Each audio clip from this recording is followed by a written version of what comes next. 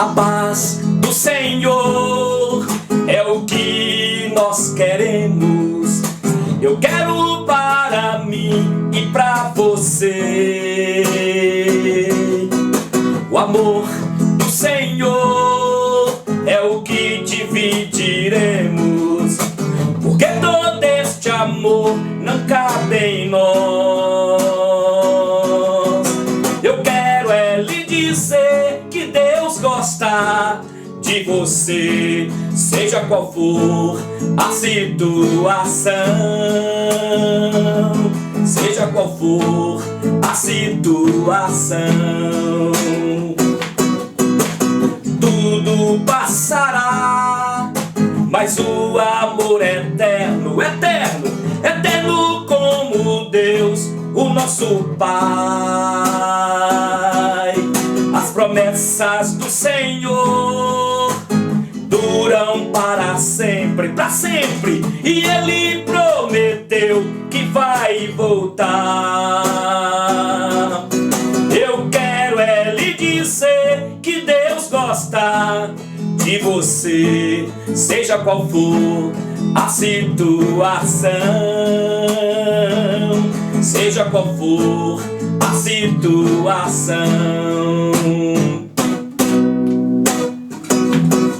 Tudo passará, mas o amor é eterno, eterno, eterno como Deus, o nosso Pai. As promessas do Senhor duram para sempre, e Ele prometeu que vai voltar. Eu quero lhe dizer que Deus gosta de você, seja qual for a situação, seja qual for a situação.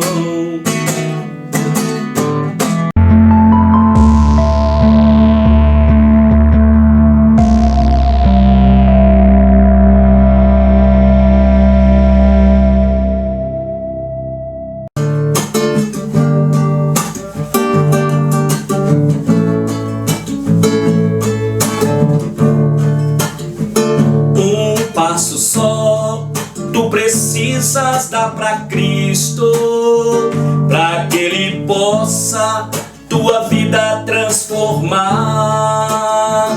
Precisas crer que por Ele és querido, e por amor a tua alma quer salvar. Um passo só mudará a tua vida. Um passo só, verás então que Jesus já te esperava e por ti aclamava, oferecendo perdão. Um passo só, e verás que maravilhas é ter Jesus bem dentro do coração. Sua presença é que torna a alma alegre. É só um passo e receberás perdão. Um passo só mudará a tua vida. Um passo só, verás então que Jesus já te esperava e por ti aclamava, oferecendo perdão.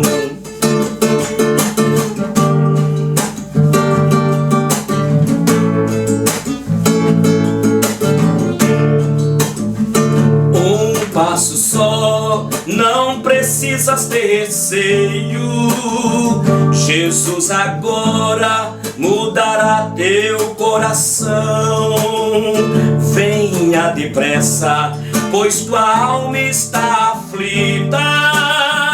É só um passo e receberás perdão. Um passo só mudará a tua tua vida. Um passo só, um passo só. Verás então que Jesus já te esperava e por ti aclamava, oferecendo a salvação. Um passo só. Só o Davizinho que podia vencer uma luta assim. Só o Davizinho que podia, pois tinha Deus enfim.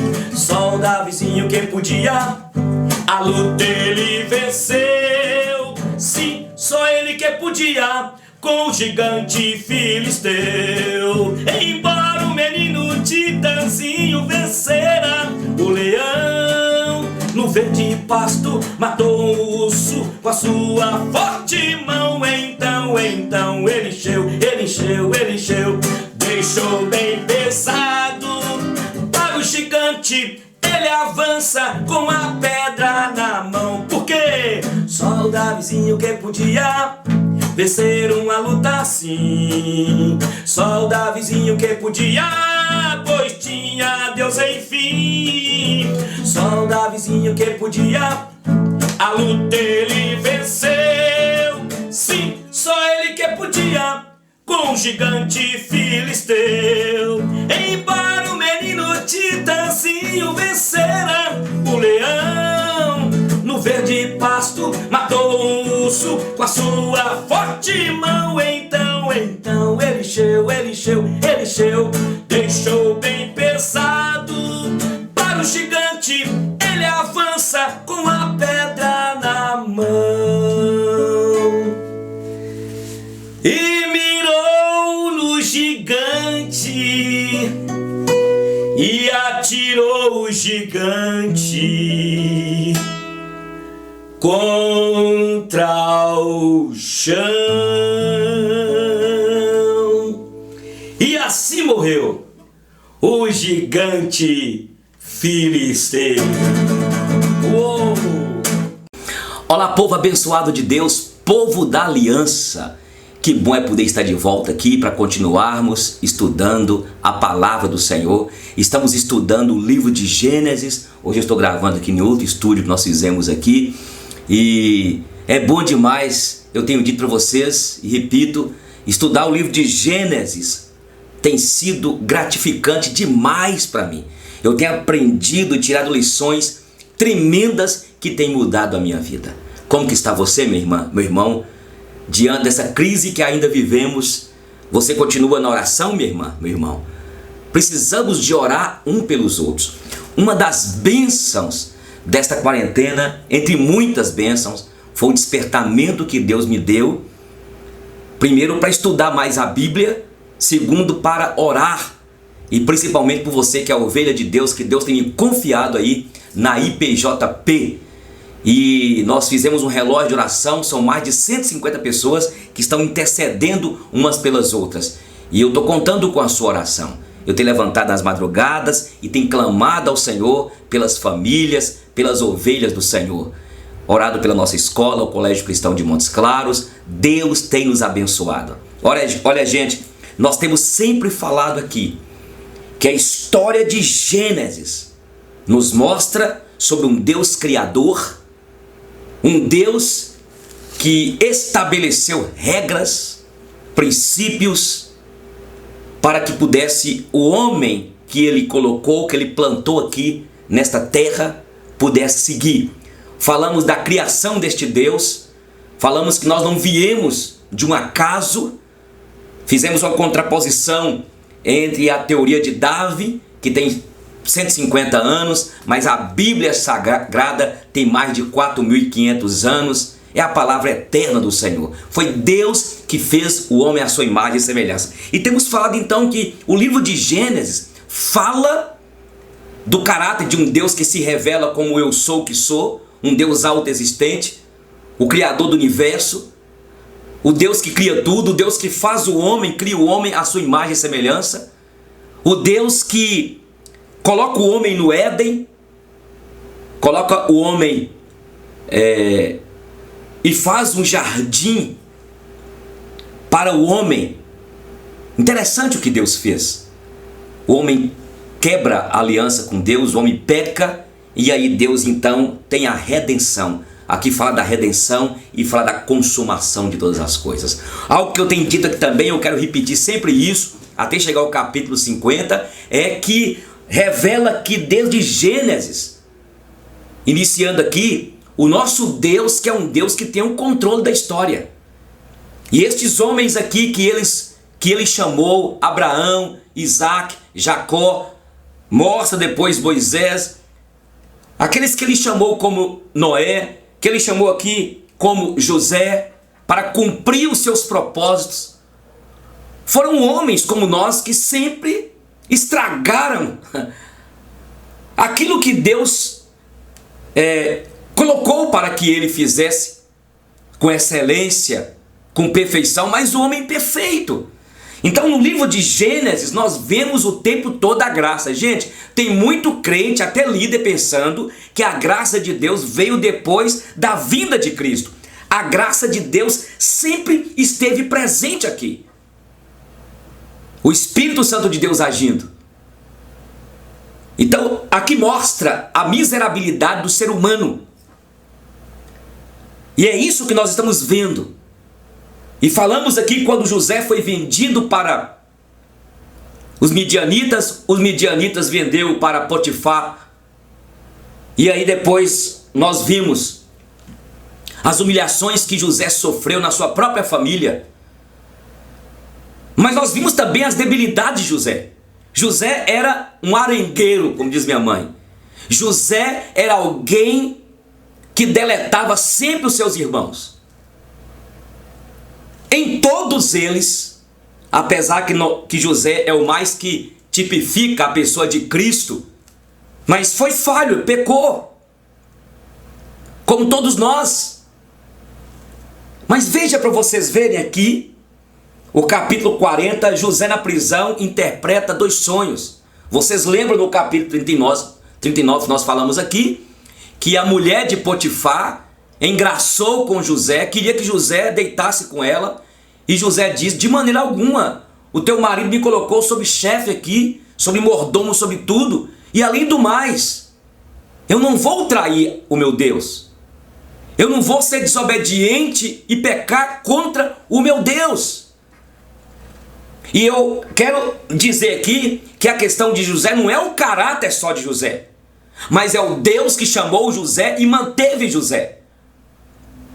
Ele garantiu José, como garantiu Jó, como garantiu Moisés, como garantiu Abraão, Isaac e Jacó. Porque apesar dos caminhos tortuosos do homem, eu volto a repetir, é Deus que chama, é Deus que lapida alguém, é Deus que quando escolhe alguém, é Ele que o faz. E utilizando os meios mais, na visão nossa, esquisitos, que a princípio a gente murmura, mas é Deus agindo. Agora ele está preso porque a mulher de Potifar o acusou de ter investido sobre ela, avançado sobre ela, e foi ela que fez isso. José na prisão interpreta 2 sonhos. A sabedoria de Deus estava sobre José. A mão de Deus estava sobre José. Sempre foi assim. Aqueles que ele chama, ele mantém, ele sustenta. Passadas essas coisas, aconteceu que o mordomo do rei do Egito e o padeiro ofenderam o seu senhor, o rei do Egito. E dignou-se Faraó contra os seus 2 oficiais, o copeiro-chefe e o padeiro-chefe, e mandou-os detê-los, mandou-os para a prisão, na casa do comandante da guarda no cárcere onde José estava preso. O comandante da guarda pô-los a cargo de José, para que os servisse, e por algum tempo estiveram na prisão. E ambos sonharam, cada um seu sonho, na mesma noite. Aqui diz que na mesma noite. E ambos sonharam, cada um seu sonho, cada sonho com a sua própria significação. O copeiro e o padeiro do rei do Egito, que se achavam encarcerados. Vindo José pela manhã, viu-os e eis que estavam turbados. Então perguntou aos oficiais do faraó, que com ele estavam no cárcere da casa do seu senhor: por que tendes hoje triste o semblante? Eles responderam: tivemos um sonho, e não há quem o possa interpretar. E então disse José: porventura não pertence a Deus as interpretações? Contai-me o sonho. Olha para você ver como que José faz.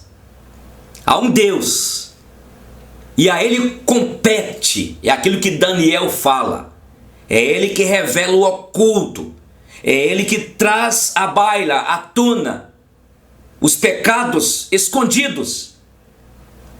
E agora veja o sonho do copeiro-chefe. Então o copeiro-chefe contou seu sonho a José e lhe disse: em meu sonho havia uma videira perante mim, e na videira 3 ramos.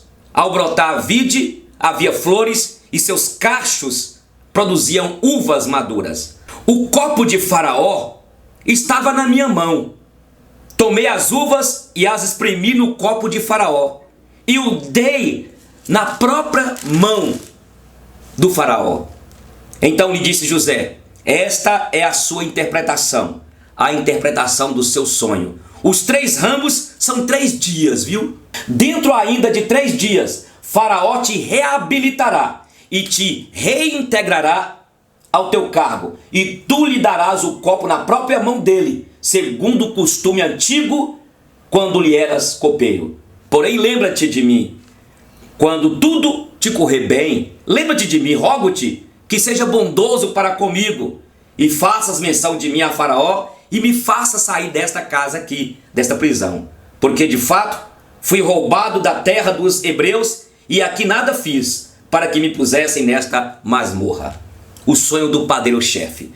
Vendo o padeiro-chefe que a interpretação era boa, disse a José: eu também sonhei, José, e eis que 3 cestos de pão alvo me estavam sobre a cabeça, e no cesto mais alto que havia de todos, os manjares de Faraó, a arte de padeiro, e as aves comiam do cesto na minha cabeça.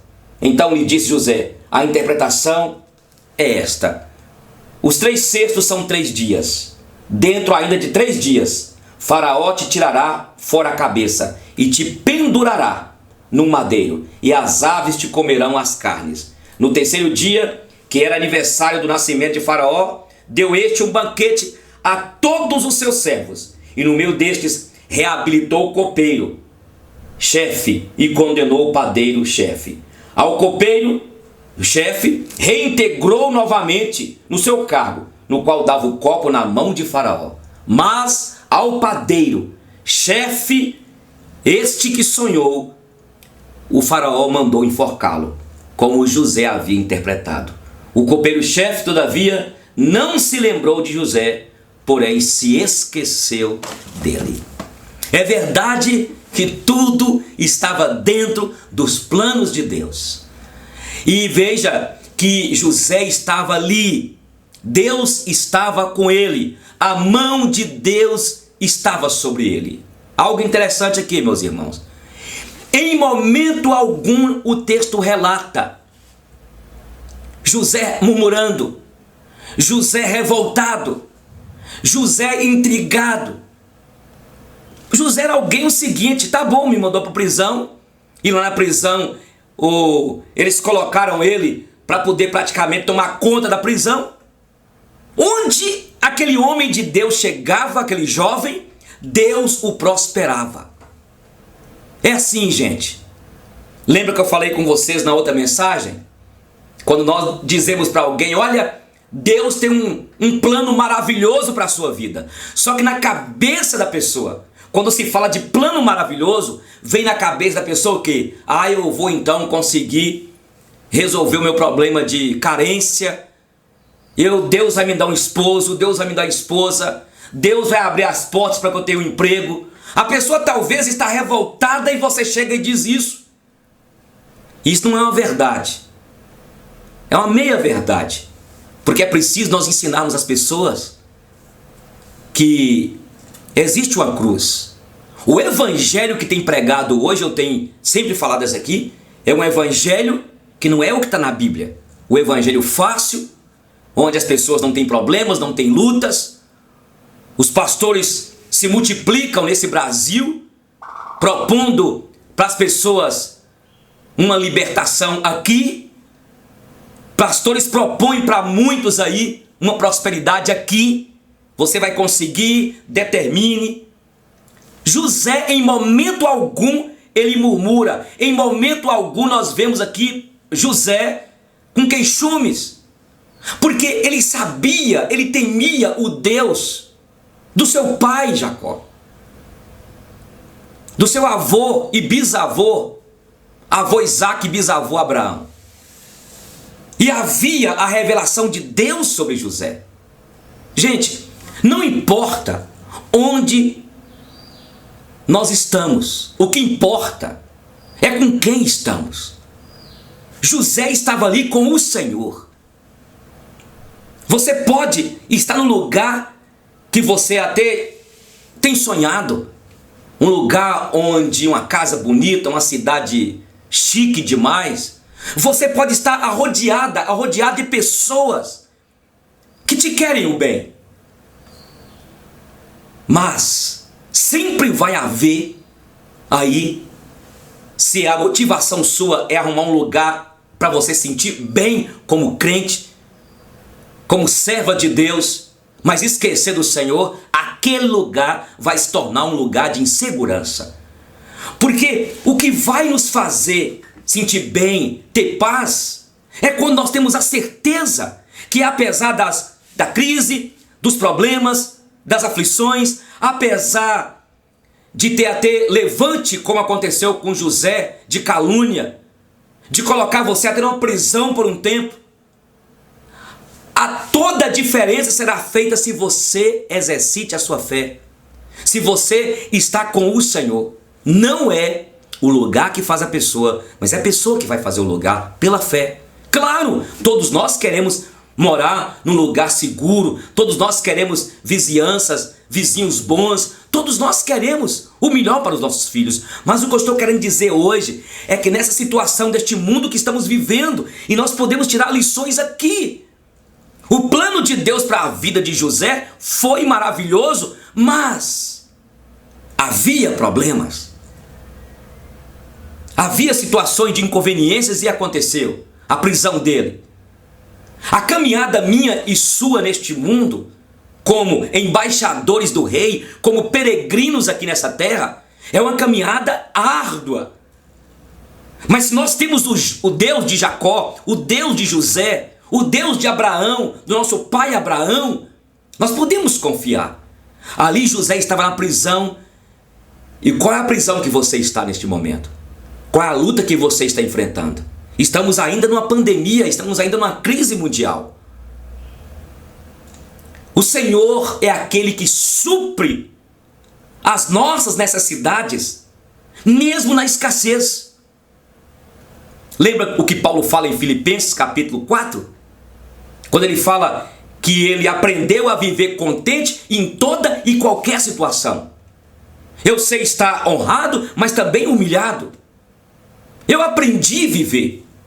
José estava ali, ele tinha aqueles sonhos, havia certamente o Espírito de Deus que impulsionava a José a olhar para frente.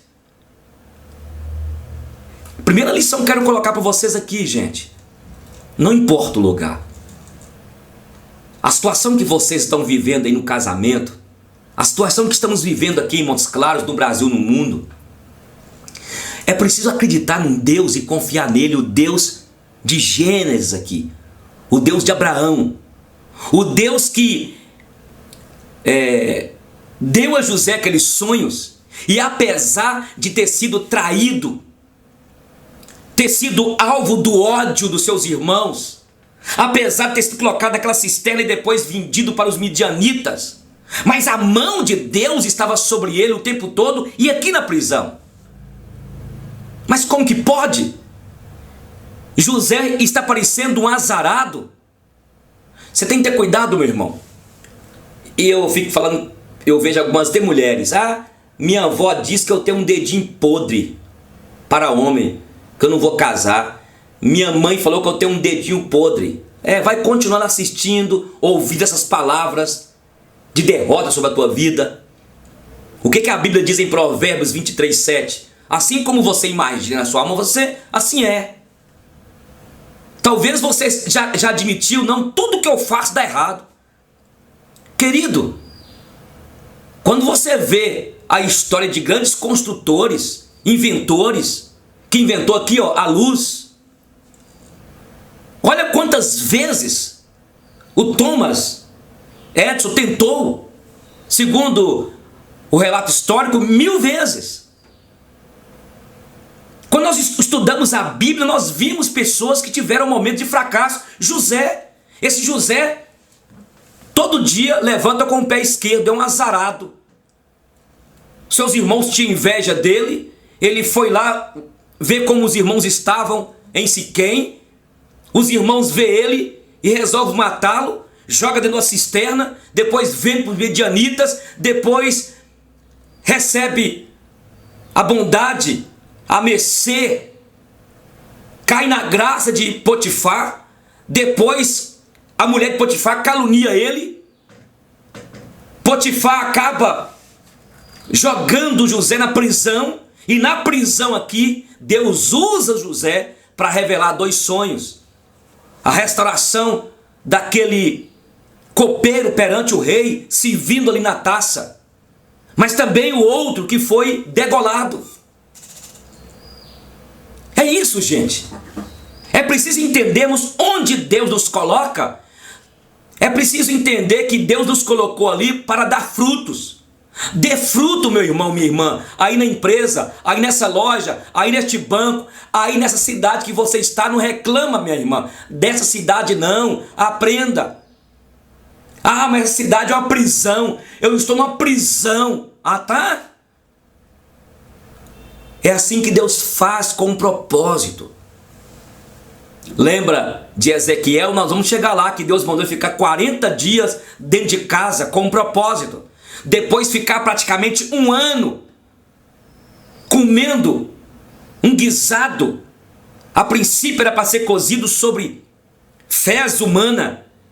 E ele pediu a Deus, e Deus permitiu que ele cozinhasse então sobre esterco de animal. A rotina, a monotonia, a maneira como Ezequiel vivia na rua ali, onde desenhou o cerco sobre Jerusalém, porque viria um cerco sobre Jerusalém. Romanos capítulo 8, versículo 28, gente. Todas as coisas cooperam para o bem daqueles que amam a Deus, daqueles que são chamados segundo o seu propósito. Deus tinha um projeto para a vida de José, e José estava sendo lapidado, preparado, estava sendo tirado da vida de José. Deus estava forjando aquele homem para ser príncipe, para liderar com pulso firme no Egito. Aprenda isso, meu irmão. Ficou desempregado? Levantaram contra você, te colocaram num calabouço, te colocaram dentro e você está aí numa fossa, num fosso. Erga a tua cabeça.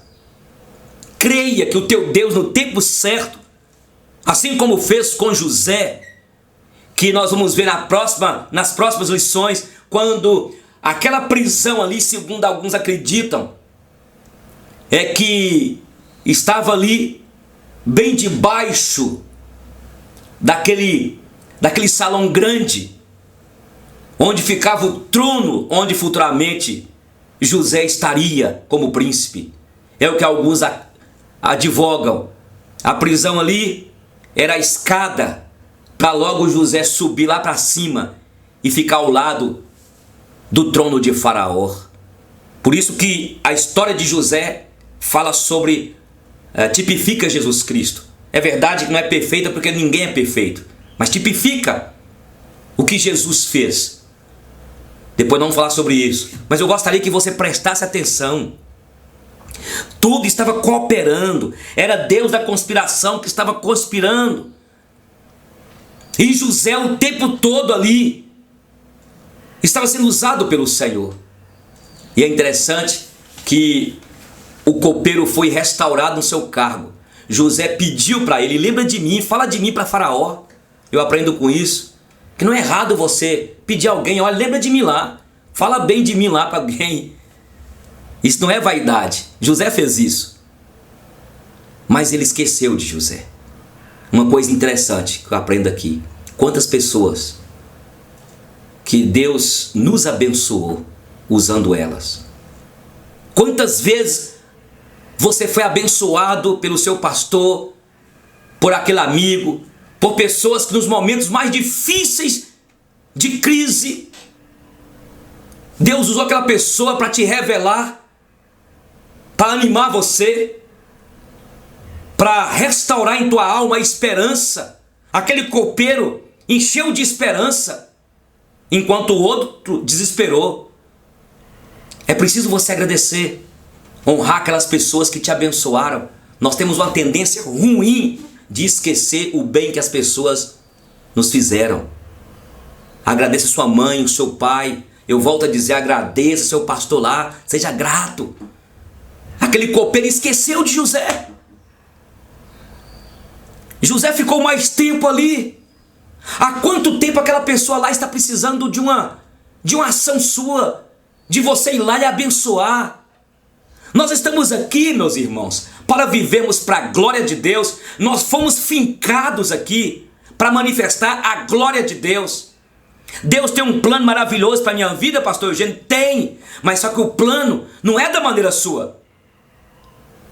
Aquilo que você sonha, que você almeja, de repente, dentro do projeto de Deus, não tem nada disso. A Bíblia diz: há caminhos que para o homem parecem caminhos bons, mas no final é um caminho, ou são caminhos de morte, são atalhos. O coração do homem faz planos, mas a resposta certa vem dos lábios do Senhor. Deixa Deus falar contigo, deixa Deus agir na tua vida. O Senhor é Ele que vela por você. Olha a história de José aqui. José estava ali e recebeu o privilégio de tomar conta de uma prisão. Olha o que Deus estava fazendo com José. É assim que a gente começa. Você montou a igreja aí, você está com ciúme do seu pastor, você tem ciúme do seu patrão, você tem ciúme lá da sua patroa, e esquece o que ela já passou. É igual alguém falar assim: pastor Eugênio, que bênção, né? Essa igreja, que bênção. 23 anos aqui, 37 anos de crente, 32 anos no pastorado pregando a palavra. É fácil? Olha o que José primeiro, Deus colocou José, ele foi humilhado, depois colocou o José para tomar conta de uma prisão, porque ele precisava de saber lá embaixo, na miséria, o que as pessoas passam. Por isso que de vez em quando nós vimos líderes políticos que nunca tiveram experiência, contato com o povo.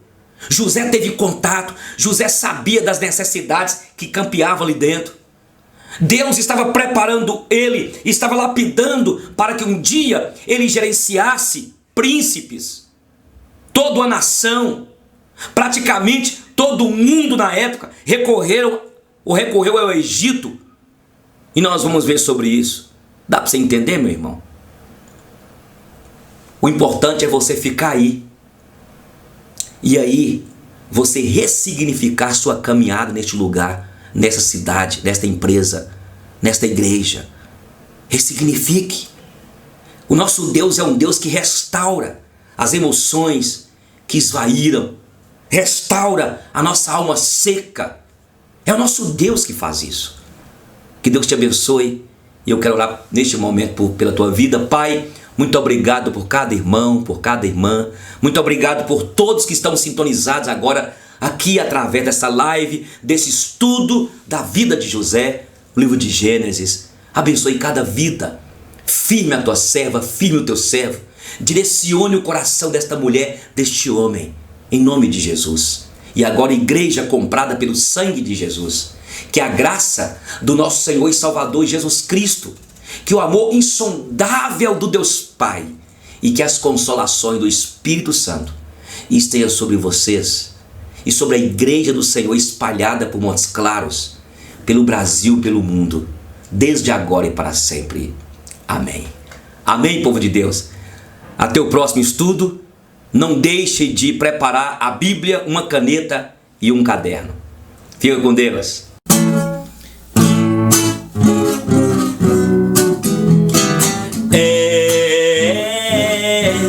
É fácil achar paz, é só ter Jesus no coração. Jesus é a paz, Jesus satisfaz.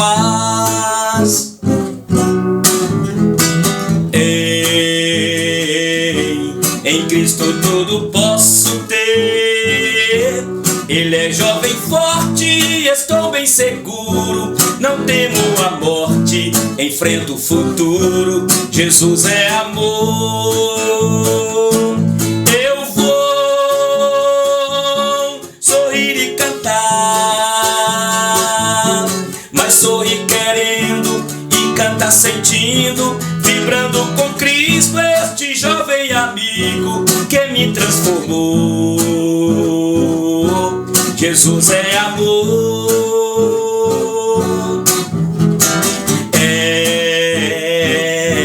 É fácil achar paz, é só ter Jesus no coração. Jesus é a paz, Jesus satisfaz.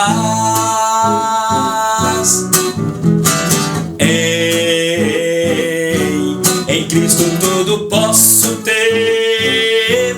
Ele é jovem, forte, estou bem seguro. Não temo a morte, enfrento o futuro. Jesus é amor. Eu vou sorrir e cantar, mas sorrir querendo e cantar sentindo, vibrando com Cristo, este jovem amigo que me transformou. Jesus é amor, Jesus é a paz, Jesus satisfaz.